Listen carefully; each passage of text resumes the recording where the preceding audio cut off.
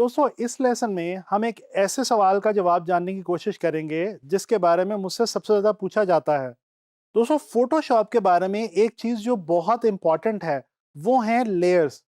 हम सब जानते हैं कि फोटोशॉप एक लेयर बेस्ड सॉफ्टवेयर है और इसके अंदर हम जब भी कोई डॉक्यूमेंट क्रिएट करते हैं और उसके ऊपर जो कुछ भी काम करते हैं वो हम लेयर्स की सूरत में करते हैं। तो दोस्तों अब मैं आप लोगों को ये गाइड करने जा रहा हूं कि फोटोशॉप में बेसिकली लेयर्स का कॉन्सेप्ट क्या है और हम उसको किस तरह से इस्तेमाल करते हैं। दोस्तों इससे पहले कि मैं आपको फोटोशॉप की तरफ लेके चलूं, मैं आपको एक छोटी सी मिसाल देना चाहूंगा। दोस्तों आप लोग जानते हैं कि जब कोई बिल्डिंग बनाई जाती है तो उसके डिफरेंट फ्लोर्स बनाए जाते हैं। सबसे पहले बेसमेंट या ग्राउंड फ्लोर, फिर उसके बाद फर्स्ट फ्लोर, फिर उसके बाद second floor, third floor, fourth floor और इस तरह से बहुत सारे फ्लोर्स आप किसी भी बिल्डिंग के बना सकते हैं। दोस्तों जब हम फोटोशॉप के अंदर लेयर्स के साथ किसी भी डॉक्यूमेंट को या फाइल को क्रिएट करते हैं तो बेसिकली हम बिल्कुल यही काम कर रहे होते हैं। हम स्टेप बाय स्टेप लेयर्स की सूरत में, फ्लोर्स की सूरत में किसी भी डॉक्यूमेंट को और किसी भी आर्टवर्क को क्रिएट करने की कोशिश करते हैं। इसका हमें फायदा ये होता है कि हमारे जो आर्टवर्क है वो हमारे पास डिफरेंट स्टेप्स में, डिफरेंट हमारे लेयर्स के अंदर हमारे पास मौजूद रहता है और उसको हम किसी भी वक्त आसानी के साथ एडिट कर सकते हैं। तो चलें चलते हैं फोटोशॉप की तरफ। दोस्तों जब हम फोटोशॉप के अंदर कोई भी डॉक्यूमेंट ओपन करते हैं तो हमारे सामने जो व्यू आता है वो कुछ इस किस्म का होता है और आपको पता है कि ये आपके सामने राइट कॉर्नर के ऊपर ये लेयर पैनल मौजूद है। दोस्तों विंडो के अंदर जाके भी आप लेयर पैनल को ओपन कर सकते हैं और इसकी शॉर्ट की मैं आपको बता चुका हूं जो कि है F7। अच्छा दोस्तों अब ये आपके सामने एक बैकग्राउंड लेयर मौजूद है जिसके ऊपर ये एक छोटा सा लॉक भी लगा हुआ है। सबसे पहले आप लोगों ने ये करना है कि लेयर्स स्टार्ट करने से पहले आपने इसको डबल क्लिक करके नाम देना है, यानी कि आप इसको लेयर 0 या बैकग्राउंड या कुछ भी नाम दे सकते हैं। इस वक्त मैं इसको ओके करता हूं और आप देखें कि इस फर्स्ट लेयर का लॉक ओपन हो चुका है और इसका नाम जो है वो लेयर 0 आ चुका है। ये जो लेयर है यहीं पे हमारे सामने ये जो पैनल है यहाँ पे हमारी तमाम की तमाम लेयर्स हमें नजर आती रहेंगी जैसे जैसे हम नई लेयर्स यहाँ पे ऐड करते जाएंगे। अच्छा मैं आपको यहाँ पे बताता चलूं कि ये जो लेयर है इसके अंदर दो तीन चीजें आप देख सकते हैं। ये यहाँ पे अगर आप डबल क्लिक करें तो यहाँ पे आपके पास मौजूद है जी लेयर का नाम लिखने की ऑप्शन। जिस तरह से मैंने आपको बताया है, अगर हम यहाँ पे फॉर एग्जांपल मैं इस पे लिख देता हूँ बीजी। बीजी का मतलब है बैकग्राउंड। इसके सामने ये आपके पास एक छोटा सा आइकॉन है जिसके अंदर आपकी लेयर के अंदर जो भी कंटेंट मौजूद होगा वो आपको यहाँ पे दिखेगा और इसके साथ एक ये छोटा सा बटन है जिसको अगर हम ऑफ कर दें तो हमारी लेयर के अंदर जो भी कंटेंट है वो ऑफ हो जाएगा। जैसे कि आप देख सकते हैं कि इस वक्त हमारी लेयर के अंदर व्हाइट कलर फिल हुआ है और अगर मैं इस बटन को ऑफ करता हूँ, आई बटन को, तो मेरी वो जो लेयर के अंदर जो व्हाइट कलर है वो नजर नहीं आता और बिल्कुल हमारे पास ट्रांसपेरेंट सा एक व्यू आ जाता है। तो दोस्तों ये है हमारी लेयर का बेसिक स्ट्रक्चर कि उसके अंदर क्या दो तीन चार ऑप्शंस होती हैं। अच्छा इसके बाद अगर हम यहाँ पे थोड़ा सा नीचे आए, ये बॉटम देखें इसी मेन्यू का, तो यहाँ पे हमारे पास ये कुछ बटन्स मौजूद हैं। आए इनमें से एक दो बटन्स को स्टडी करते हैं। दोस्तों ये एक बटन है क्रिएट अ न्यू लेयर, यानी कि अगर आपने न्यू लेयर क्रिएट करनी है, जैसा कि जब हम काम करेंगे आर्टवर्क प्रोड्यूस करेंगे, कोई भी पोस्टर मैगजीन ऐड वगैरह वगैरह, तो हम यहाँ से लेयर्स ऐड करते जाएंगे और उनके अंदर हम डिफरेंट चीज़ें जैसे कि पिक्चर्स, इलस्ट्रेशंस, टेक्स्ट या जो भी हम चीज़ें ऐड करना चाहेंगे वो हम उन लेयर्स के अंदर ऐड करते जाएंगे। तो यहाँ से आप बेसिकली न्यू लेयर्स बना सकते हैं।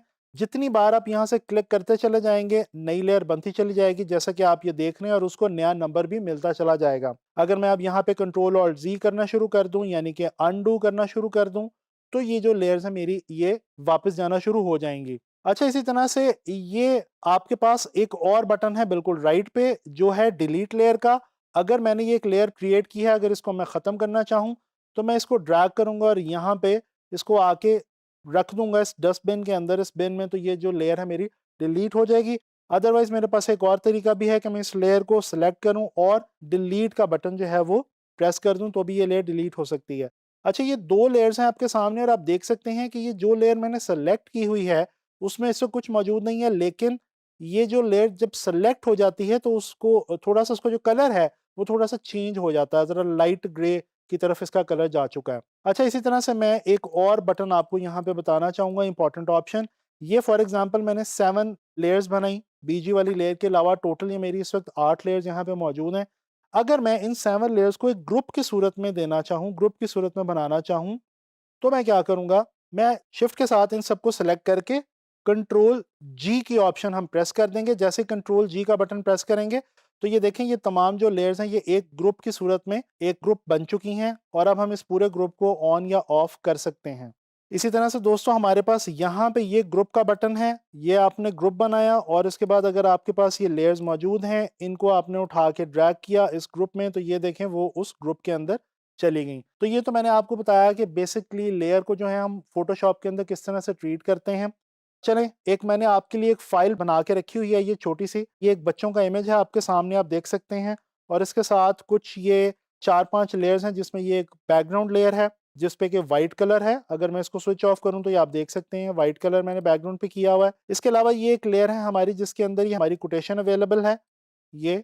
और ये एक बच्चों का इमेज है और ये कुछ 2 शेप्स मैंने रखी हुई हैं। अच्छा दोस्तों, यहाँ पे मैं आपको जो चीज़ समझाना चाह रहा हूँ वो सिर्फ़ ये है कि ये जो लेयर्स का ऑर्डर है ये बहुत इंपॉर्टेंट है। मतलब जो लेयर सबसे ऊपर आपने यहाँ पे लेयर पैनल में रखी होगी, वही लेयर आपको सबसे ऊपर यहाँ पे आपके कैनवस के ऊपर भी दिखाई देगी। मिसाल के तौर पे अगर ये कोटेशन को मैं यहाँ पे ड्रैग करके देखूँ तो ये देखें, ये जो कोटेशन है ये क्योंकि मैंने इसकी लेयर सबसे ऊपर रखी हुई है तो ये मुझे सबसे ऊपर दिखाई दे रही है। इसी तरह से ये जो मेरा चिल्ड्रन वाला इमेज है, अगर इसको मैं सबसे नीचे ले जाता हूँ तो ये देखें, ये मेरे जो शेप्स हैं और ये जो मेरे कोटेशन है, ये तमाम की तमाम चीज़ें इस इमेज के ऊपर आ गईं। अगर मैं शेप्स को इसके नीचे करना चाह रहा हूँ, जैसे कि बैकग्राउंड में दिखाना चाह रहा हूँ इस पॉलीगॉन को और इस सर्कल को, तो ये मैं इस चिल्ड्रन वाले इमेज के नीचे इस वाली लेयर को, इन दोनों लेयर्स को, शेप्स वाली लेयर्स को रखूंगा। तो इस तरह से आपने ये देखा है कि हम लेयर्स को जिस ऑर्डर के अंदर यहाँ पे लेयर पैनल में प्लेस करते हैं ऊपर नीचे, उसी तरह से वो हमें यहाँ पे कैनवस में नजर आती हैं। जो लेयर्स ऊपर होंगी वो ऊपर दिखाई देंगी, जो लेयर्स नीचे चली जाएंगी वो नीचे दिखाई देंगी। जी, तो दोस्तों आप लोगों ने इस लेसन के अंदर लर्न किया कि आप लेयर्स को किस तरह से फ़ोटोशॉप में यूज़ करते हैं और बेसिकली ये भी जाना कि फ़ोटोशॉप के अंदर लेयर्स को यूज़ करने का मकसद क्या है। तो उम्मीद करता हूँ कि आप लोगों को समझ आ गई होगी कि लेयर पैनल और लेयर्स को फ़ोटोशॉप में किस तरह से यूज़ किया जाता है। इस चीज़ का हम आने वाले तमाम फ़ोटोशॉप के लेक्चर्स के अंदर बहुत ज़्यादा इस्तेमाल करने वाले हैं। और जैसा कि मैं पहले आपको बता चुका हूँ कि लेयर्स की सूरत में ही हम अपना आर्ट वर्क फ़ोटोशॉप में प्रोड्यूस करते हैं। तो इस चीज़ को अच्छी तरह से समझ लीजिए और प्रैक्टिस कीजिए।